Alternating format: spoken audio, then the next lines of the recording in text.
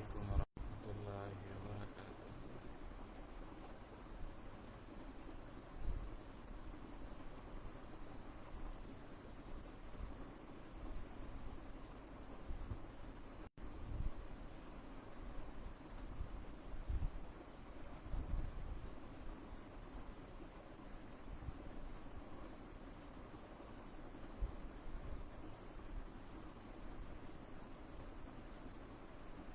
আপনারা সবাই কেমন আছেন? আশা করি আল্লাহর রহমতে ভালো আছেন।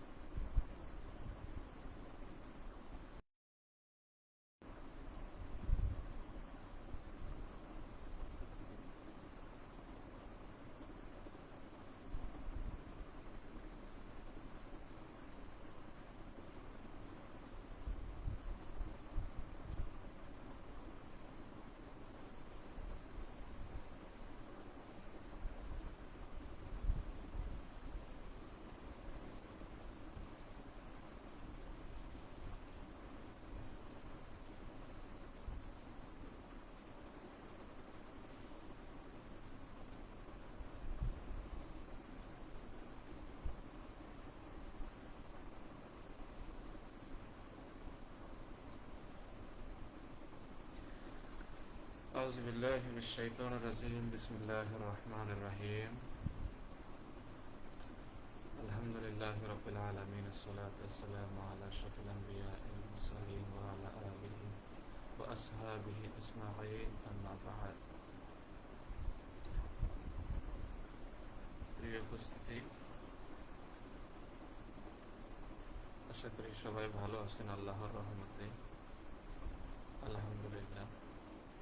আজকে অত্যন্ত গুরুত্বপূর্ণ একটা ইস্যু আপনাদের সাথে শেয়ার করব। এর আগে আমি আল্লাহ রাব্বুল আলামিনের কাছে রহমত প্রার্থনা করছি, আল্লাহ রাব্বুল আলামিনের কাছে তাওফীক কামনা করছি। রব্বি ইশরাহ লি সাদরি ওয়াইসির লি আমরি ওয়াহলুল উকদাতাম মিন লিসানি ইয়াফকাহু কওলি রব্বি জিদনি ইলমা রব্বি জিদনি ইলমা রব্বানা লা ইলমা লানা ইল্লা মা 'আল্লামতানা ইন্নাকা আনতাল আলিমুল হাকীম। আলহামদুলিল্লাহ, আমরা গত 2 লাইভে আলোচনা করেছিলাম যে বাংলাদেশে ডিভোর্সের কারণগুলো কি কি। আপনারা জানেন, আমি এখানে মালয়েশিয়াতে ইন্টারন্যাশনাল ইসলামিক ইউনিভার্সিটি মালয়েশিয়া, এখানে পিএইচডির শেষ পর্যায়ে আছি আলহামদুলিল্লাহ, ইনশাআল্লাহ। তো আমার রিসার্চের বিষয় হচ্ছে এখানে divorce in Islamic law and its practice in Bangladesh and analytical মাকাসদিক স্টাডি। এর অর্থ হচ্ছে এই যে ইসলামী শরিয়াতে, মানে শরিয়া আইনে, ইসলামী আইনে তালাকের বিধানটা কি, এবং বাংলাদেশে রাষ্ট্রীয়ভাবে এই তালাকটা কিভাবে প্র্যাকটিস হচ্ছে জনগণের মাঝে, জনগণ বা এটা কিভাবে প্র্যাকটিস করতেছে। তো এই বিষয়টাকে মাকাসিদ আশ-শরিয়ার আলোকে একটা অ্যানালিসিস। তো এই অ্যানালিসিসটা করতে গিয়ে আমাকে ডিভোর্সের কারণগুলো কি কি কি কি কারণে বাংলাদেশে ডিভোর্স বাড়তেছে কিংবা ডিভোর্স ঘটতেছে। তো আমি এই জন্য আপনার সেকেন্ডারি ডেটার উপরে আমি নির্ভর করিনি। সেকেন্ডারি ডেটা বলতে আগে যে সমস্ত লেখা অলরেডি আছে এই ডিভোর্সের উপরে, আমি শুধু ওই সমস্ত ডেটার উপরে নির্ভর করে থাকিনি। ওই সমস্ত বই, পুস্তক, আর্টিকেল এগুলোর উপরে আমি নির্ভর করে থাকিনি। আমি স্বয়ং মাঠে গিয়েছি, এলাকাতে গিয়েছি, শহরে গিয়েছি, বিভিন্ন জায়গাতে ঘুরেছি, এবং ঘুরে ঘুরে যারা ডিভোর্স দিয়েছে নারী পুরুষ এরকম 50 জনের কাছ থেকে আমি একটা সার্ভে দিয়েছি। যেমন নারীরা কি কি কারণে ডিভোর্স দিয়েছেন, ডিভোর্স দিতে বাধ্য হয়েছেন, আবার পুরুষেরা কি কি কারণে ডিভোর্স দিয়েছেন, ডিভোর্স দিতে বাধ্য হয়েছেন, এরকম উভয় জনের কাছ থেকে 50 জনের কাছ থেকে আমি একটা সার্ভে দিয়েছি। এরপরও দেশে বিদেশ থেকে যারা যে সমস্ত বাংলাদেশি ভাই এবং বোনেরা আমাকে সাহায্য করেছেন, সহযোগিতা করেছেন, তথ্য দিয়েছেন, আপনাদের সবার কাছে আমি চিরকৃতজ্ঞ। আপনারা আমাকে অনেক হেল্প করেছেন, অনেক সাপোর্ট করেছেন। আপনাদেরকে আমি অনেক বিরক্ত পর্যন্ত করেছি অনেক সময়, তারপরও আলহামদুলিল্লাহ আপনারা রিসার্চের স্বার্থে, জ্ঞানের স্বার্থে আমাকে হেল্প করেছেন। আল্লাহ রাব্বুল আলামিন আপনাদেরকে উত্তম যা জায়গায় দান করুন। তো প্রিয় উপস্থিতি, এর সাথে আমি কি করেছি, বাংলাদেশের সুপ্রিম কোর্টের 7 থেকে 8 জন অ্যাডভোকেটের কাছ থেকে আমি ইন্টারভিউ এনেছি। তো ইন্টারভিউ এনেছি ওই সমস্ত অ্যাডভোকেটদের কাছ থেকে যারা আপনার সুপ্রিম কোর্টে ডিভোর্স রিলেটেড কেসগুলো ডিল করে থাকে। তো যারা ডিভোর্স রিলেটেড কেসগুলো ডিল করে থাকে, আমি ওদের কাছ থেকে ইন্টারভিউ নিয়েছি, প্রায় 7 থেকে 8 জন। এদের কাছ থেকে টোটাল 5 জনের ইন্টারভিউ আমি লিখেছি, মানে এদেরকে আমি সাইট করেছি আমার রিসার্চে, যে 5 জনকে আমার কাছে অত্যন্ত ভালো মনে হয়েছে, যারা আপনার ভালোভাবে উত্তর দিয়েছে। এরকম টোটাল 5 জনের কাছ থেকে সাইটেশন নিয়েছি, উদ্ধৃতি নিয়েছি। এরপরে বাংলাদেশের টপ 5 স্কলার্স, যারা আপনার বিশ্ববিদ্যালয় লেভেলে, বিশ্ববিদ্যালয় পর্যায়ে বিবাহ এবং তালাকের উপরে কোর্স নেন, সাবজেক্ট পড়ান, এরকম 5 জন শিক্ষকের কাছ থেকে, আমি স্কলার কাছ থেকে ইন্টারভিউ নিয়েছি ভিডিও আকারে। তো তাদেরকে এই ডিভোর্স রিলেটেড অসংখ্য কোশ্চেন করেছি, তারা উত্তর দিয়েছেন। তো রিয়েলিটিটা আমার কাছে এখন আলহামদুলিল্লাহ স্পষ্ট হয়েছে যে বাংলাদেশে কি কারণে ডিভোর্স ঘটে থাকে, কোন কোন ইস্যুগুলো আমাদের দেশে এই ডিভোর্স বৃদ্ধিতে আপনার ভূমিকা পালন করে যাচ্ছে। তো গত 2 ভিডিওতে আমি আলোচনা করেছিলাম যে পুরুষদের যে কারণে ডিভোর্স হয়ে থাকে। আপনারা জানেন বাংলাদেশে প্রায় 70% ডিভোর্স হয়ে থাকে নারীদের দ্বারা, মানে পুরুষদের চেয়ে নারীরা ডিভোর্সে এগিয়ে, ডিভোর্স দেওয়ার ক্ষেত্রে নারীরা এগিয়ে। তো এটা বাংলাদেশি আইন, বাংলাদেশি আইনে নারী পুরুষ উভয়ে ডিভোর্স দিতে পারে, সরকার এটা আইনটা করে দিয়েছে। তো এর জন্য কি নারীরা আপনার তালাকের দিক দিয়ে অনেক এগিয়ে, পুরুষরা তালাক দিতে রাজি না, কিন্তু নারীরা তালাক দিয়ে দেয়, এটাই রিসার্চে পেয়েছি। তো এখন আমরা দেখব যে গত ভিডিওতে আমরা আলোচনা করেছিলাম পুরুষের কি কি কারণে ডিভোর্স হয়ে থাকে। এখন আমরা এই ভিডিওতে আলোচনা করব যে নারীদের কি কি কারণে তাদের স্বামীরা ডিভোর্স দিয়ে থাকেন।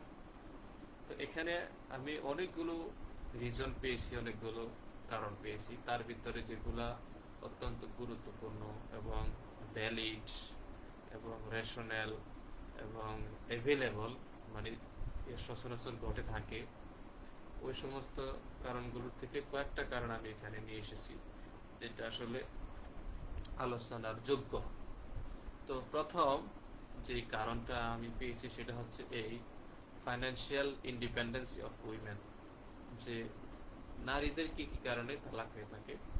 1 নম্বর কারণ হচ্ছে যে ফাইন্যান্সিয়াল ইন্ডিপেন্ডেন্সি অফ উইমেন, যে দেখা গেছে আপনার কিছু কিছু ক্ষেত্রে নারীরা যখন আপনার এস্টাবলিশড হয়ে থাকে, এম্পাওয়ার্ড, মানে তাদের আয় ইনকাম থাকে, অথবা তারা আর্ন করতে জানে, অথবা তাদের আর অন্য কারো উপরে ডিপেন্ডেন্ট হতে হয় না, তাদের ইনকাম সোর্স আছে, হাজব্যান্ড হোক, পিতামাতা হোক, ভাই বোন হোক, এরকম কারোর উপরে তাকে ডিপেন্ড করতে হয় না, তার ইনকাম আছে, জব আছে। তো এরকম যারা ডিপেন্ডেন্ট না, মানে ইন্ডিপেন্ডেন্ট, এরকম নারীদের মধ্যেও ডিভোর্স প্রচুর পরিমাণে হয়ে থাকে। তো women empowerment stands as one of the most pivotal factors contributing to divorce rates in Bangladesh and beyond. এটা আসলে সত্য যে আপনার নারীরা এখনকার সমাজে অনেক এগিয়ে যাচ্ছে পুরুষদের পাশাপাশি। তারাও বাংলাদেশে বিভিন্ন সেক্টরে জব করতেছে, ইনকাম করতেছে, আয় করতেছে, বিভিন্ন সেক্টরে তারা সমান তালে পুরুষদের পাশাপাশি আপনার কাজকর্মে লিপ্ত হচ্ছে, প্রাইভেট সেক্টর থেকে শুরু করে গভর্নমেন্ট সেক্টর সব সর্বত্র। তো রিসার্চে পাওয়া গেছে যে এই সমস্ত নারীরা আপনার সেলফ ডিপেন্ডেন্ট, মানে ইন্ডিপেন্ডেন্ট, ইনকাম সোর্স আছে, নিজেরা নিজেদের ইনকাম করে চলতে পারে, এদের মধ্যে ডিভোর্সটা বেশি হয়ে থাকে। তো আমি একজন নারী স্কলারের কাছ থেকে আমি ইন্টারভিউ নিয়েছি। উনি বাংলাদেশের একটি সরকারি বিশ্ববিদ্যালয়ের ডিন, আপনার সরকারি বিশ্ববিদ্যালয়ের আপনার ল ফ্যাকাল্টির ডিন ছিলেন। তো ওনাকে আমি কোশ্চেনটা করার পরে উনি বলতেছেন যে নারীরা শিক্ষিত হলে অথবা নারীরা ইনকাম সোর্স ম্যানেজ করতে পারলে অথবা তারা যদি আয় রোজগার করতে পারে, যে তারপরে তারা যদি ইন্ডিপেন্ডেন্ট হয়, তাহলে সমাজে তালাক বৃদ্ধি পায়, কথাটা এরকম উনি বলতেছেন। উনি বলতেছেন যে আমি তো ডিন হয়েছি, আমি 2 বার ডিন হয়েছি, কিন্তু কখনো তো আমি আমার হাজবেন্ডকে আমি তুচ্ছ-তাচ্ছিল্য করি নাই, কিংবা তাকে আমি সেইভাবে দেখি না যে আমি আর্ন করি সেও আর্ন করে, অথবা আমি এখন একটা কিছু হয়ে গেছি, এরকম আমার ভিতরে কখনো ফিল হয় নাই। সে তার কাজ করছে, আমি আমার কাজ করে যাচ্ছি। তো এটা আসলে মানে উনি বলল যে এটা এটা যৌক্তিক না অথবা লজিক না। তো উনি কথাটারে এইভাবে ডিফেন্ড করেছেন। তো আমরা বলতেছি না যে, অথবা আমাদের রিসার্চও বলতেছে না যে এই সমস্ত মানে সমস্ত মেয়েরাই এরকম, যারা ইন্ডিপেন্ডেন্ট, যাদের ইনকাম সোর্স আছে, তারা ডিভোর্স দিয়ে থাকেন না, এরকম না, সব নারীরা না, কিন্তু কিছু কিছু ক্ষেত্রে এদের সংখ্যাটা বেশি। যে তালাক যে সমস্ত নারীরা দিয়ে থাকেন, এদের ভিতরে আপনার উল্লেখযোগ্য একটা সংখ্যা আছে যারা হচ্ছে কি আপনার স্বাবলম্বী নারী, এবং এরাই কিন্তু তালাকের ক্ষেত্রে এগিয়ে থাকে। কারণ তারা ভাবে যে ওর ভিতরে এই এই অসুবিধা, এই এই সমস্যা, এগুলা নিয়ে তো আর ঘর করা যায় না, যেহেতু তার উপরে আর তাকে নির্ভর করতে হয় না। তো দেখি এরপরে কি আছে। Women's economic independence stands as one of the most crucial factors for increasing in divorce. এখানে বলতেছে যে উইমেন ইকোনমিক ইন্ডিপেন্ডেন্স, নারীদের অর্থনৈতিক স্বাধীনতা, এটা আপনার ডিভোর্সের ক্ষেত্রে একটা গুরুত্বপূর্ণ ভূমিকা পালন করে থাকে। তার মানে কি, যে আপনার অর্থনৈতিকভাবে স্বাবলম্বী নারীরা তালাকের ক্ষেত্রে এগিয়ে। এরপরে বলা হচ্ছে যে literacy rate for females has Ryzen from 43.274% to 69.90% between 2006 to 2016। এখানে বলা হচ্ছে যে 2006 থেকে 2016 এই সময়টুকুর মধ্যে আপনার বাংলাদেশে শিক্ষার মান অনেক বেড়েছে। 2006 থেকে 2016 এই সময়টুকুর মধ্যে বাংলাদেশে শিক্ষার হার নারীদের মধ্যে অনেক বেড়েছে। এটা কতটুকু বাড়ছে? আপনার 43.74% থেকে 69.90% পর্যন্ত। তার মানে কি, আপনার 43 থেকে 69, আপনার এই মানে 43 থেকে 69 পর্যন্ত 2006 থেকে 2016 সালের মধ্যে আপনার নারীদের শিক্ষার হার বেড়েছে। 43 থেকে এটা আপনার 69 গিয়ে দাঁড়িয়েছে। এখন হয়তো বা আরো বাড়তে পারে, যেহেতু এটা 16 সালের স্টাডি। তো in the past time women had patience, tolerance, but now when women resist them, they became independent and intolerant. এখানে আমি আরেকটা পরিসংখ্যানের কথা বলতে চাই, সেটা হচ্ছে এই যে 2022 সালের একটা স্টাডি। এই স্টাডিতে বলা হচ্ছে an increase of 0.6% per thousand compared to 0.5 per thousand in urban areas. এখানে বলা হচ্ছে যে আপনার আরবান এরিয়ার চেয়ে এখন রুরাল এরিয়াতে আপনার ডিভোর্সের হার বেশি। এখানে বলা হচ্ছে যে রুরাল এরিয়া মানে কি গ্রাম অঞ্চলে ডিভোর্সের হার আপনার 0.6 পার থাউজেন্ড, আর যেটা শহরে হচ্ছে কত আপনার 0.5। তার মানে কি এখানে এক পয়েন্ট এগিয়ে, মানে গ্রামে এখন সমান তালে, সেটা শুধু সমান তালে না, আপনার এটা এখন গ্রাম পর্যায়ে ডিভোর্সের হার বেশি দেখাচ্ছে। এটা 2022 সালের পরিসংখ্যান। তো এরা এই পরিসংখ্যানটা কিভাবে করছে 2022 সালে, এরা আপনার দেশব্যাপী 1.3 মিলিয়ন মানে প্রায় কি 13 লাখ নাকি, হ্যাঁ 13 লাখ মানুষের মাঝে এই পরিসংখ্যানটা করেছে, এই সার্ভেটা করেছে। এবং এখানে 3 লাখ হাউস, 3 লাখ ঘর, 3 লাখ পরিবারের মাঝে এই পরিসংখ্যানটা করেছে। তো এই আপনার 13 লাখ 1.3 মিলিয়ন মানে কি 13 লাখ, আর আপনার 3 লাখ হলো ঘর, তাহলে টোটাল 3 লাখ ঘর। আর মানুষের জনসংখ্যা ছিল কত আপনার 13 লক্ষ। এই 13 লক্ষ মানুষের মাঝে আপনার সার্ভে করে দেখা গেছে যে আপনার শহর এবং গ্রাম, এখানে বর্তমানে গ্রামেই তালাকের হার বাড়তেছে। এই স্টাডিতে এইটা দেখাচ্ছে। এরপরে আপনার আরেক স্টাডিতে দেখাচ্ছে যে সেটা হচ্ছে এই ঢাকাতে বর্তমানে, এটা হলো 2023 সালের স্ট্যাটিস্টিক, 2023 সালের স্টাডি। এখানে বলা হচ্ছে ঢাকাতে বর্তমানে এভরি 40 মিনিটস মানে প্রতি 40 মিনিটে একটা করে ডিভোর্স ঘটে ঢাকাতে প্রতি 40 মিনিটে একটা করে ডিভোর্স, একটা করে তালাক ঘটে থাকে। তো এই হলো আপনার একটা পরিসংখ্যান। তো এখানে দেখা যাচ্ছে in the past time women had patience, tolerance, but now when women resist them they became independent and intolerant. এখানে বলা হচ্ছে যে অতীতে উইমেনদের ছিল, ধৈর্য ছিল, টলারেন্স ছিল, বাট নাও when women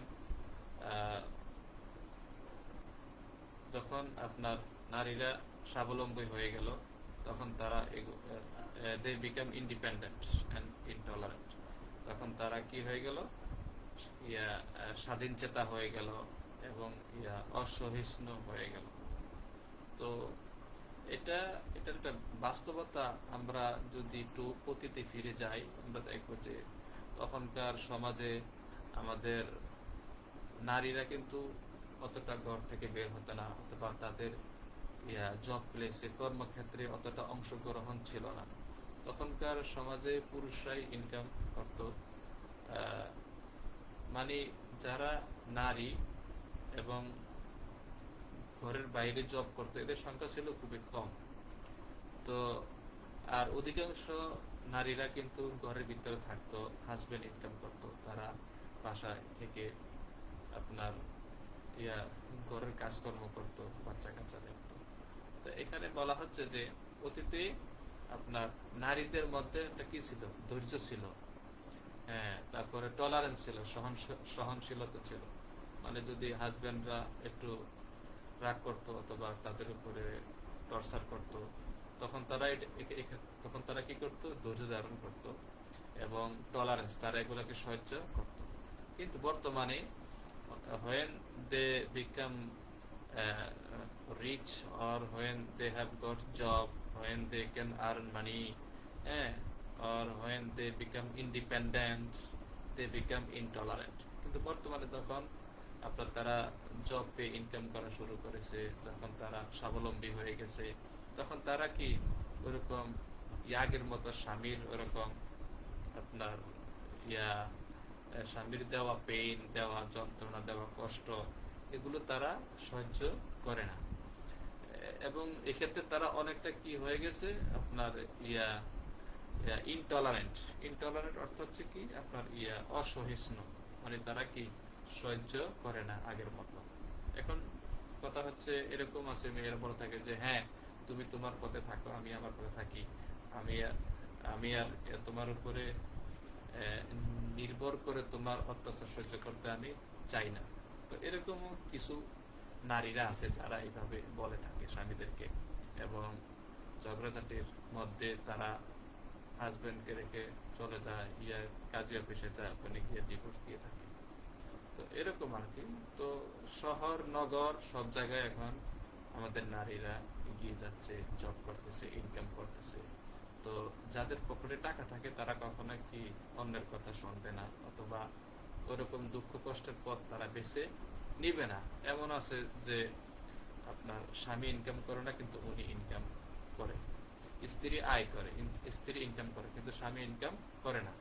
তো এই ক্ষেত্রে আপনার কিছু স্ত্রী আছে এটাকে সহ্য করে না যে এই বেটা ইনকাম করতেছে না, আমি কেন তাকে ইনকাম করে খাওয়াবো। তো আবার কিছু আছে ইনকাম করে খাওয়ায়। তো এখন যারা এটাকে সহ্য করে না তারাই কিন্তু ডিভোর্স দেয় থাকে। এরপরে বলা হচ্ছে যে they can now earn and spend however they want, hence they are no more dependent on husbands. তো এটা আমরা অলরেডি আলোচনা করেছি। তো এখানে এক্সপার্টরা বলে থাকে, বিশেষজ্ঞরা ওনারা বলেন যে কি হ্যাঁ, experts say that educated and employed women are no longer willing to accept gender-based violence at home. এখানে বিশেষজ্ঞরা মানে যারা গবেষক ওনারা বলে থাকেন যে আপনার এডুকেটেড মানে শিক্ষিত এবং কি এমপ্লয়েড মানে চাকরিজীবী নারীরা no longer willing to accept gender based violence at home. যে যারা শিক্ষিত এবং যারা চাকরিজীবী এই সমস্ত নারীরা আগের সময়ের মতো ঘরে ওরকম আপনার স্বামী কর্তৃক অত্যাচার, নির্যাতন এগুলো এখন আর তারা সহ্য করে না। এগুলো তারা সহ্য করে না। যদি যদি স্বামী একটু অত্যাচার করে অথবা স্বামীর সাথে যদি পরিবানা না হয় তখন তারা কি করে, ওই সংসার করে না। মানে স্বামী তাকে ডিভোর্স দিবে এই অপেক্ষা না থেকে তারা নিজেরাই ডিভোর্স দিয়ে স্বামীর সংসার ছেড়ে যায়। তো ওনারা এই কথাটা বলেছেন। তাহলে আমরা এখন আলোচনা করলাম যে আপনার নারীদের কি কি কারণে ডিভোর্স হয়ে থাকে। এক নম্বর কারণ আমরা এখানে আলোচনা করলাম যে নারীরা যখন অর্থনৈতিকভাবে স্বাবলম্বী হন তখন ডিভোর্স হয়ে থাকে। যদিও এটা সর্বক্ষেত্রে নয়, কিন্তু রিসার্চে পাওয়া গেছে কিছু কিছু ক্ষেত্রে এই যে নারীদের আপনার স্বাবলম্বিতা অথবা উমেন এম্পাওয়ারমেন্ট অথবা মেয়েরা যখন হয় স্বাবলম্বী হয়, তারা যখন ইনকাম করে, তো আপনার এই সমস্ত নারীদের ক্ষেত্রে এই সমস্ত নারীদের মধ্যে যাদের ডিভোর্স হয়ে থাকে আপনার মানে যারা ডিভোর্স দেয় এই সমস্ত নারীদের সংখ্যাটা একটু বেশি। তাহলে আমরা এইটুকু আলোচনা করলাম এখান থেকে। তো পরবর্তীতে আমাদের আলোচনার বিষয় হচ্ছে কি দেখি আমাদের পরবর্তী স্লাইড। হ্যাঁ, তাহলে আমাদের বর্তমানে 2 নাম্বার কারণ নারীদের যে সমস্ত কারণে ডিভোর্স হয়ে থাকে, 2 নাম্বার কারণ হচ্ছে কি high amount of dowry. High amount of dowry এটা হচ্ছে কি আপনার উইমেন রিলেটেড। তো এখানে ডাউরি যখন নারীরা আপনার ডাউরি দিতে ব্যর্থ হন, ডাউরি মানে কি যৌতুক, যৌতুক দিতে ব্যর্থ হন, আপনার স্ত্রীর পরিবারের পক্ষ থেকে যখন স্বামীর চাহিদা অনুযায়ী, স্বামীর পরিবারের চাহিদা অনুযায়ী নির্দিষ্ট একটা অ্যামাউন্ট এটা দিতে যখন ব্যর্থ হন তখন অনেক ক্ষেত্রে বিবাহ ভেঙে যায়। If the bride's family fails to pay certain amount of cash money or any material stuff like a motorbike, television set, car, furniture or other valuable possessions, that marriage does not last long time. এখানে বলা হচ্ছে যে আপনার যদি আপনার কন্যার পরিবার brides, হ্যাঁ, কন্যার পরিবার যদি ব্যর্থ হয় সার্টেন অ্যামাউন্ট অফ ক্যাশ মানি, কিছু পরিমাণে নগদ টাকা দিতে যদি ব্যর্থ হন, তখন কিছু ক্ষেত্রে দেখা যায় যে ওই বিয়েটা ভেঙে যায়। হুম। অথবা আপনার এমন কিছু বস্তু, যেমন আপনার মোটর বাইক মানে হুন্ডা মোটরসাইকেল, এগুলো কিন্তু কিছু কিছু ক্ষেত্রে দেখা যায় যে কিছু ফ্যামিলি দাবি করে থাকে যে আমাদের ছেলেকে একটা হুন্ডা দিতে হবে। তো হুন্ডা যখন দিতে ব্যর্থ হয়, তখন কিছু কিছু জায়গায় দেখা যায় যে আপনার ওই সংসারটা আর টিকে না, ওই বিয়েটা আর টিকে না, বিয়েটা ভেঙে যায়। টেলিভিশন সেট, এখন তো আর টেলিভিশন সেট কেউ চায় না। তো এটা ছিল আগের একটা রেওয়াজ, যে আগে টেলিভিশন দিত আপনার স্ত্রীর বাপের বাড়ি থেকে জামাইয়ের বাসাতে আগে টেলিভিশন দেওয়া হতো। এরপর হচ্ছে কার, মনে করেন কার তো হচ্ছে যারা বড় লোক, ওদের ক্ষেত্রে এটা একটা ডিমান্ড থাকে যে আমার ছেলেকে কার দিতে হবে, যদি কার দাও তাহলে এই আমরা আত্মীয়তার দিকে আগাবো। অথবা এরপরে এরপরে আছে কি ফার্নিচার, ঘরের আসবাবপত্র, হ্যাঁ, চেয়ার সোফা থেকে শুরু করে যা যা দরকার, এরকম আপনার এগুলা চাওয়া হয় কিছু কিছু ক্ষেত্রে। কিছু কিছু হাজব্যান্ডের পরিবার এগুলা আপনার ওয়াইফের পরিবার থেকে এগুলা চায়, এরকম ইত্যাদি। তো যার যে সমস্ত পরিবারে এগুলা ফিক্সড করা হয় বিয়ের আগে, এগুলো দিতে যদি ব্যর্থ হয়, তখন ওখানে ডিভোর্স হয়ে থাকে। Sometimes women are subjected to torture, cruelty, or inhuman treatment and murder when their parents, guardians fail to make the dowry payment. আপনার বিভিন্ন গবেষণা দেখা গেছে, বিভিন্নভাবে আপনার স্টাডি করে পাওয়া গেছে যে এরকমও ঘটনা ঘটে। আপনার যদি এই যৌতুক না দেওয়া হয়, তখন আপনার স্ত্রীদেরকে পর্যন্ত মেরে ফেলা হয়, এরকম ঘটনাও ঘটছে। যে অত্যাচার করতে করতে স্ত্রীরা কি করছে, মেরে ফেলছে। তো স্ত্রীর বাপের বাড়ি থেকে যদি ওই আপনার ফিক্সড ক্যাশ অ্যামাউন্ট যদি না দিতে পারে, অথবা আপনার হাজবেন্ডের সাথে বিয়ের আগে যে কথা হয়েছে ওগুলা যদি পুরো না করা হয়, তখন ওই হাজবেন্ড এবং তার পরিবার কি করে, স্ত্রীর উপরে অত্যাচার করে। এবং এক্ষেত্রে দেখা গেছে আপনার কিছু কিছু ক্ষেত্রে দেখা গেছে যে ওই স্ত্রীকে যৌতুকের জন্য পিটাইয়া মেরেও ফেলেছে, এমন ঘটনাও আছে। এরপর বলা হচ্ছে যে among such people mahar is not crucial, dowry is the main key to marriage. এখানে বলা হচ্ছে যে এই সমস্ত লোকদের কাছে যে মাহার, এটা তাদের কাছে কি অপরিচিত, এটা তারা জানেও না। ইসলামে আপনার বিয়ে করতে গেলে হাজবেন্ডকে মাহার দিতে হবে স্ত্রীকে, এটা হচ্ছে নিয়ম। তো আপনার যেখানে যৌতুকের কথা ওঠে, ওখানে তারা কি এই মাহারের কথাটা ভুলে যায়। মানে ইসলাম আইন করছে যে স্বামী তার স্ত্রীকে মহারণা দিবে, নির্দিষ্ট পরিমাণে মহারণা দিবে। কিন্তু যারা যৌতুক দাবি করে, তারা কিন্তু মহারণা বিষয়টাকে কি করে, এড়িয়ে যায়। ইসলাম বলতেছে স্বামী তার স্ত্রীকে দিবে, কিন্তু আমাদের সমাজ কিছু কিছু ক্ষেত্রে, কিছু কিছু পরিবারে, এটা কিন্তু সব ক্ষেত্রে না, কিছু কিছু জায়গায়, কিছু কিছু পরিবারে এরকম আছে যে তারা বলতেছে যে আমাদের ছেলেকে এই এই জিনিসগুলো দিতে হবে, যে আমরা তোমাদের সাথে আত্মীয়তা করব, তোমরা যদি আমাদের ছেলেকে এই এই জিনিসগুলো দাও। তো এর মানে কি, যখন এইভাবে দাবি করবে, তখন এগুলা কি হয়ে যাবে, যৌতুক হয়ে যাবে। তো অথচ উচিত ছিল কি, আপনার মহারণা ফিক্স করা, যে তুমি যদি আমাদের মেয়েকে বিয়ে করো, আমাদের মেয়েকে এত পরিমাণে মহারণা দিতে হবে। এখন সেই ছেলে বলবে হ্যাঁ ঠিক আছে, আমি আমার যোগ্যতা অনুযায়ী, ইনকাম অনুযায়ী আমি এই পরিমাণে তাকে মহারণা দিতে পারবো। এটা হলো ইসলামের আইন। কিন্তু মানুষ ইসলামের আইন ভুলে গিয়ে উল্টারা এখন প্র্যাকটিস করতেছে। বলতে আমি এটা বলবো না, কিছু কিছু ক্ষেত্রে, কিছু কিছু জায়গায় এই প্র্যাকটিসটা হচ্ছে যে স্বামী তার স্ত্রীকে মহারণা দিবে তো দূরের কথা, আরো স্বামী কি করে তার স্ত্রীর পরিবারের কাছে নির্দিষ্ট পরিমাণের টাকা দাবি করে, অথবা কি মোটরসাইকেল দাবি করে থাকে, অথবা আরো অন্যান্য সরঞ্জামাদি আসবাবপত্র এগুলা দাবি করে থাকে। তাহলে এগুলা দাবি করা হচ্ছে কি যৌতুক পর্যায়ে। তারপর হচ্ছে কি study shows that 108 women have faced physical torture and 126 women have been died in torture for dowry in 2018.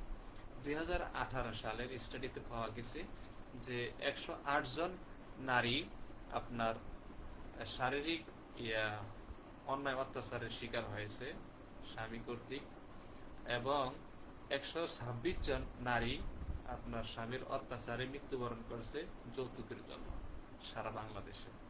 তো এটা আপনার 2018 সালের একটা গবেষণা।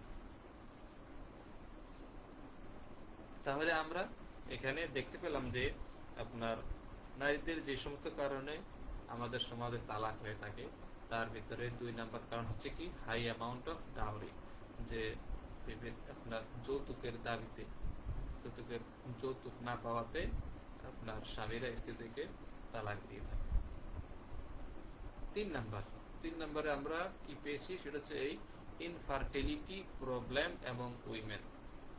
ইনফার্টিলিটি প্রবলেম এবং উইমেন এটার অর্থ হচ্ছে এই যে নারীদের মধ্যে আপনার সন্তান জন্মদানে অক্ষমতা, ইনফার্টিলিটি প্রবলেম এবং উইমেন, যে নারীদের পরিমাণ কিছু কিছু নারী, কিছু কিছু স্ত্রী পাওয়া গেছে যারা আপনার সন্তান জন্ম দিতে অক্ষম, মানে কি সন্তান আপনার ধারণ করতে অক্ষম। তো এরকম আছে। তো কারো বিয়ে হয়েছে 5 বছর, 7 বছর, 10 বছর, কিন্তু কোনো সন্তানাদি হচ্ছে না। তো আমরাও এরকম ছোটকালে শুনেছি যে যে ওনাদের ওই পরিবারে কোনো ছেলে সন্তান নাই, তাদের বিয়ের বয়স প্রায় 10-12 বছর হয়ে গেছে, 15 বছর হয়ে গেছে, কিন্তু হাজবেন্ড স্ত্রী কেউ কাউকে ছাড়তেছে না। হাজবেন্ড বলতেছে যে আমাদের সন্তান লাগবে না, আবার স্ত্রী বলতেছে যে আমি তো অনুমতি দিয়েছি, তুমি আরেকটা বিয়ে করো, তো আমার যেহেতু সন্তান হচ্ছে না, তুমি আরেকটা বিয়ে করো, ওখান থেকে তোমার আল্লাহ যদি দেয় সন্তান আসতে পারে। এরকম ঘটনা আমরা দেখেছি এবং ছোটকালে শুনেছি, এখন হয়তো বা আছে 2-1 জায়গাতে, কিন্তু স্টাডিতে পাওয়া গেছে যে এরকম ঘটনা ঘটে, এবং এরকম ঘটনা ঘটে বিদায় এর কারণে কি হয়ে থাকে, তালাক হয়ে থাকে। কিছু কিছু ক্ষেত্রে আপনার হাজবেন্ড দেখছে, অথবা হাজবেন্ডের পরিবার দেখতেছে যে এই স্ত্রী থেকে কোনো সন্তান হচ্ছে না, অথবা তার মানে তার ভিতরে বন্ধ্যত্ব সৃষ্টি হয়েছে, তো তখন দেখতেছে যে এই বিয়ে রাখা ঠিক হবে না, তখন তালাক ঘটে। According to World Health Organization, who infertility is a disease of the male or female reproductive system defined by the failure to achieve a pregnancy after 12 months or more of regular unprotected sexual intercourse. এখানে বলা হচ্ছে, হু বলতেছে, world health organisation হু, এটা বলতেছে যে infertility কি, মানে যে বন্ধ্যত্বটা কি, বন্ধ্যত্বের ব্যাখ্যা ওরা বলতেছে যে এটা হচ্ছে disease, is a disease, infertility is a disease, এটা একটা রোগ। কিসের রোগ? এটা হচ্ছে মানুষের রোগ, অথবা নারী আপনার পুরুষের রোগ, অথবা কি নারীদের রোগ, মানে এটা নারী পুরুষ উভয়ের মধ্যে হতে পারে। এই বন্ধ্যত্বটা যে শুধুমাত্র কি নারীর মধ্যে, এরকম না, এটা নারী পুরুষ উভয়ের মধ্যেই হতে পারে।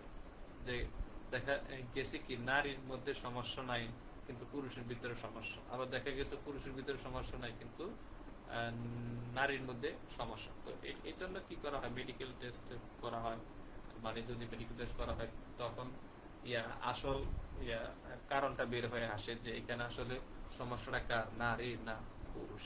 তো এখানে বলা হচ্ছে ইনফার্টিলিটি ইজ এ ডিজিজ, যে আপনার সন্তান জন্মদানে অক্ষমতা, এটা একটা রোগ।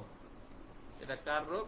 আপনার পুরুষের রোগ হতে পারে, অথবা কি নারীর রোগ হতে পারে, রিপ্রোডাক্টিভ সিস্টেম, যে আপনার সন্তান জন্মদানে অক্ষমতা। তো defined by the failure to achieve a pregnancy after 12 month, আপনার যে সেটা হচ্ছে কি 12 মাস, মানে কি 1 বছর বিয়ের টাইম হয়ে গেছে, অথবা এর চেয়ে বেশি, আনপ্রোটেক্টেড সেক্সুয়াল ইন্টারকোর্স। তো এখানে বলা হচ্ছে যে আনপ্রোটেক্টেড সেক্সুয়াল ইন্টারকোর্স, যে আপনার প্রোটেকশন ব্যবহার করে না, অথবা এরকম মানে এরকম কিছু কিছু ক্ষেত্রে আপনার বিভিন্ন রোগের কারণেও এগুলা হয়ে থাকে। হুম, যারা যারা আপনার অবৈধভাবে বিভিন্ন জায়গাতে গিয়ে আপনার বিভিন্ন ভাবে লিপ্ত হয়েছে, তো এই জন্য তাদের ভিতরে হয়তো বিভিন্ন রোগও ওখানে ঢুকতে পারে, অথবা তাদেরকে বিভিন্ন রোগে আক্রান্ত করতে পারে, এই জন্য তারা আপনার এই ক্ষমতা হারিয়ে ফেলতে পারে। তো এটাও বলা হচ্ছে। এরপর বলা হচ্ছে যে world infertility survey has revealed that in south Asian countries including Bangladesh around 4% couples struggle with infertility.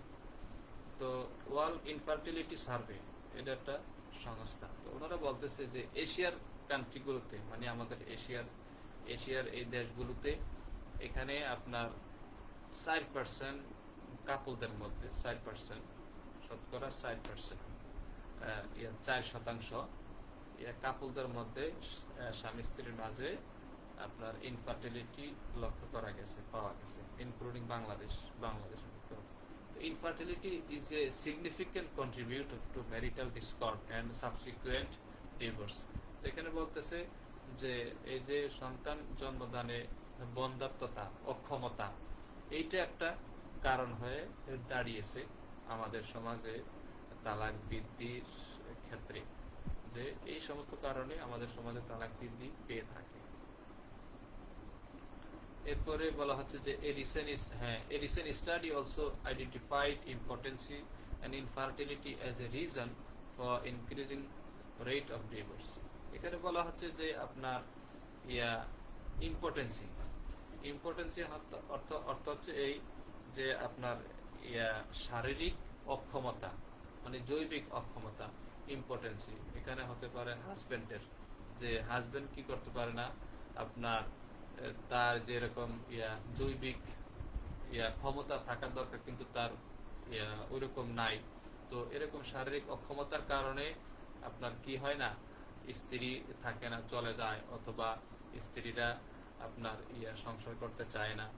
তো এগুলো পাওয়া গেছে যে আপনার ইম্পর্টেন্সি, পুরুষদের ভিতরে আপনার বন্ধ্যাত্বতা দেখা যায়, অক্ষমতা দেখা যায়, এর জন্য ডিভোর্স হয়ে থাকে। তাহলে আমরা এই 3 নম্বর কারণ থেকে যা স্টাডি করে পেলাম, যে সেটা হচ্ছে এই বাংলাদেশের কারণ। তো 4 নম্বরে যাই আমরা। এখানে 4 নম্বর আমরা পেয়েছি, এটা হচ্ছে এই disrespecting husbands parents and family members. এখানে আমরা 4 নম্বর যে একটি কারণ পেয়েছি, সেটা হচ্ছে এই, এখানে বলা হচ্ছে যে 4 নম্বর তালাক বৃদ্ধির কারণ হচ্ছে এই যে স্বামীর পিতামাতা এবং তার ফ্যামিলি মেম্বার্স, স্বামীর পিতামাতা এবং তার পরিবারের সদস্যদেরকে অসম্মান করা। স্ত্রী কর্তৃক স্বামীর পিতামাতা এবং তার পরিবারের সদস্যকে অসম্মান করা। তো দেখা গেছে যে যেই পরিবারে আপনার স্ত্রী তার হাজবেন্ডের পিতামাতাকে অসম্মান করে, তার পরিবার সদস্যদেরকে অসম্মান করে, ওই বিবাহ শাদী অধিকাংশ ক্ষেত্রে টিকে না, ভেঙে যায়। কারণ ওখানে হাজবেন্ডের উপরে একটা ইনফ্লুয়েন্স থাকে, তার পিতামাতা, তার ভাই বোনের একটা প্রভাব থাকে। তারা বলে যে তুমি ওকে ডিভোর্স দিয়ে দাও, আমরা তোমাকে এসে ভালো জায়গায় বিবাহ করাবো। তো এখানে বলা হচ্ছে যে ডিভোর্স এই জন্য হয়ে থাকে যে স্ত্রী যখন স্বামীর পিতামাতাকে অসম্মান করে, অথবা স্বামীর সিবলিংস অথবা ঘরের অন্যান্য পরিবার সদস্যদেরকে অসম্মান করে, যখন এগুলা ঘটে তখন ডিভোর্স হয়ে থাকে। In Bangladeshi culture, when a wife does not respect the parents of her husband and other members of family, it turns to dissolution of marriage. এরপর বলা হচ্ছে যে MD Monirul Islam and MD Joynal Abedin, ওনারা দুজন গবেষক, ওনারা ওনাদের আর্টিকেলে ব্যাখ্যা করছেন, বিষয়টা উল্লেখ করছেন এইভাবে যে most of the time the divorce occurs because of the wife's disrespect to the husband and members of his family. তো এই দুইজন গবেষক এমডি মনিরুল ইসলাম এবং এমডি জয়নাল আবেদিন, এই দুইজন সম্মানিত গবেষক। তো ওনারা তাদের গবেষণায় লিখেছেন, আর্টিকেলে লিখেছেন এভাবে যে যে মোস্ট অফ দ্য টাইম, অধিকাংশ ক্ষেত্রে দেখা গেছে যে ডিভোর্স ঘটে, তালাক ঘটে কখন, যখন স্ত্রীরা তাদের হাজব্যান্ডকে অসম্মান করে এবং হাজব্যান্ডের পরিবারের সদস্যদেরকে অসম্মান করে, তখন হাজব্যান্ডরা এটাকে সহজভাবে মেনে নিতে পারে না। তখন হাজব্যান্ড কি করে, হাজব্যান্ডরা তো আর তাদের পিতামাতাকে ছাড়তে পারে না, পরিবারকে ছাড়তে পারে না। অবশেষে তারা কি করে, বউকেই ছেড়ে দেয়, স্ত্রীকেই ছেড়ে দেয়। এরপরে বলতেছে যে they feel less freedom in this type of family, hence they start disliking and disrespecting the parents of their husbands. তো আবার কিছু কিছু ক্ষেত্রে দেখা গেছে আপনার কিছু কিছু ওয়াইফরা, স্ত্রীরা আপনার যৌথ ফ্যামিলিতে ভালোভাবে থাকতে পারে না, তারা যৌথ ফ্যামিলিতে অভ্যস্ত না, অথবা যেই পরিবারে স্বামীর মা বাবা আছে, অন্যান্য মেম্বাররা আছে, ভাই বোনরা আছে, কিছু কিছু স্ত্রীরা এই সমস্ত যৌথ পরিবারে থাকাকে পছন্দ করে, বোঝা মনে করে, অথবা এটাকে সহজে মেনে নিতে পারে না। তো এক্ষেত্রে যখন এমন ঘটে, তখন ওই স্ত্রীরা কি করে, আপনার পরিবারের সদস্যদেরকে অসম্মান করা শুরু করে। তো অসম্মান করা শুরু করলে তখন একটা অসুবিধার সৃষ্টি হয়। তখন কি সৃষ্টি হয়, তখন একটা আপনার তখন একটা সমস্যা সৃষ্টি হয় যে আপনার যৌথ পরিবারে কিছু কিছু স্ত্রীরা আপনার ওখানে স্বাধীনভাবে থাকতে পারে না, স্বাধীনভাবে চলতে পারে না, স্বাধীনভাবে তারা যৌথ পরিবারে উঠা বসা করতে পারে না। তো তারা প্ল্যান করে যে এইভাবে তো আর চলতে পারে না, তখন তারা ইনফ্লুয়েন্স করতে চায় হাজবেন্ডকে। এটা হতে পারে তার পিতা মাতাকে অসম্মান করার মাধ্যমে, তার পিতা মাতার সাথে ঝগড়া করার মাধ্যমে, অথবা তার পরিবার সদস্যদের সাথে ঝগড়া করার মাধ্যমে। তো এইভাবে মানে তারা একটা সিন ক্রিয়েট করে, যাতে করে তারা এখান থেকে চলে যেতে পারে, তার হাজবেন্ডকে অন্য জায়গাতে নিয়ে যেতে পারে, অথবা কি হাজবেন্ডকে চাপ দেয় এই জন্য যে তুমি কি করো, এখান থেকে চলে যাও, আমাকে নিয়ে অন্য জায়গায় বাসা ভাড়া করে থাকো, মানে এইভাবে একটা সিন ক্রিয়েট করে থাকে। এবং এর ফলে কি হয়, আপনার কিছু কিছু হাজবেন্ড আছে যে এটাকে সহজে মেনে নিতে পারে না, অথবা কিছু ক্ষেত্রে দেখা গেছে যে ওই সমস্ত হাজবেন্ডরা তাদের পিতা মাতা অথবা তাদের পরিবারের সদস্যদের চাপেও আপনার এই সমস্ত বিয়ে শাদী অথবা ওই সমস্ত স্ত্রীদেরকে ডিভোর্স দিতে বাধ্য হয়। তো এখানে বলা হচ্ছে they feel less freedom in this type of family, hence they start disliking and disrespecting the parents of their husbands. এখানে বলা হচ্ছে যে যখন কিছু কিছু স্ত্রীরা আপনার যৌথ পরিবারে, এক্সটেন্ডেড ফ্যামিলিতে যখন অস্বস্তি ফিল করে, তখন তারা কি করে, আপনার হাজবেন্ডের পিতা মাতাকে অসম্মান করা শুরু করে, অথবা অন্যান্য পরিবার সদস্যদেরকে অসম্মান করা শুরু করে। তো করলে এটা এমন পর্যায়ে গিয়ে দাঁড়ায়, আপনার যে পর্যায়টা হচ্ছে কি ডিভোর্স পর্যন্ত হয়ে যায়। The main cause of divorce in nuclear families is there is no guardian or a suitable mediator who can solve the problem when it is created between a husband and wife. তো এখানে বলতেছে আপনার কিছু কিছু পরিবার আমরা দেখতেছি, মনে করেন নিউক্লিয়ার ফ্যামিলি যেগুলো হচ্ছে মানে শুধু হাজব্যান্ড ওয়াইফ আর বাচ্চা, হাজব্যান্ড ওয়াইফ, এগুলোকে বলা হয় মানে ছোট পরিবার, যেই পরিবারের সদস্য শুধু হাজব্যান্ড এবং ওয়াইফ, স্বামী এবং স্ত্রী, এগুলোরে বলা হয় ছোট পরিবার, মানে কি নিউক্লিয়ার ফ্যামিলি। তো এই পরিবারগুলোতে মাঝে মধ্যে দেখা যায় কিছু কিছু সমস্যা হয়। যেমন আপনার যদি এক পরিবারে এরকম হয় যে আছে শুধু স্ত্রী এবং স্বামী আর হয়তোবা একটা বাচ্চা আছে, তো এই ক্ষেত্রে স্ত্রীকে আপনার সমস্ত ঘরের কাজ একা একা করতে হয়, তারপরে বাচ্চাকে দেখাশোনা করতে হয়, তার খাবার দাবার শুরু করে তার আপনার পোষা পায়খানা যা কিছু করতে হয় সব স্ত্রীকে একা একাই করতে হয়। তো কারণ এখানে আপনার ওই স্ত্রীর কিন্তু আশেপাশে কি শ্বশুরও নাই, শাশুড়িও নাই, মানে অন্য একজন যে তাকে হেল্প করবে, একটু বাচ্চাটাকে কোলে নিবে অথবা বাচ্চাকে একটু দেখাশোনা করবে, যাতে করে মায় অন্যান্য কাজকর্মে লিপ্ত হতে পারে, অন্যান্য কাজকর্মে মনোযোগী হতে পারে, কিন্তু এরকম একটা সুযোগ নাই কোন পরিবারে, যেগুলা হচ্ছে একক পরিবার। তো একক পরিবারে যারা থাকে তারা কিন্তু আপনার যতটা আনন্দ ফুর্তি করার জন্য এক পরিবার গঠন করে, তারা কিন্তু আসলে অতটা আনন্দে ফুর্তিতে টাইম কাটাতে পারে না, কারণ ওখানে একজন স্ত্রীর উপরে অনেক চাপ। আর যদি যৌথ পরিবারে থাকে তখন স্ত্রী কি করতে পারে, তখন তার কাজ অনেকটা তার উপরে হালকা হয়ে যায়, কারণ কিছু কাজ আছে তার শাশুড়ি করে, কিছু কাজ আছে তার ননদ করে থাকে, অথবা অন্যান্য যারা পরিবার সদস্য আছে ওরা করে থাকে। কিন্তু এখানে দেখা গেছে যে কিছু মেয়েরা আপনার ওই যৌথ পরিবারকে পছন্দ করে না, কিন্তু একক পরিবারের দিকে তারা কি হয়, ধাবিত হয়। আবার এই একক পরিবারে যখন আসে তখন দেখে যে সন্তান যখন বাড়তে থাকে, একজনের জায়গায় দুইজন হয়, দুইজনের জায়গায় যখন তিনজন হয়, তখন এই পরিবারটা বিশাল মানে মানে একটা পরিবারটা তখন কি হয়ে যায়, বড় রূপ ধারণ করে। তো পরিবার যখন বড় হয়, বাচ্চা কাচ্চা যখন বৃদ্ধি পায়, যখন বাচ্চা কাচ্চা বেড়ে যায়, তখন এই স্ত্রীর উপর একটা চাপ এসে যায়। তখন আর উনি যতটা শান্তিতে থাকার কথা, উনি আর অতটা শান্তি পাচ্ছেন না।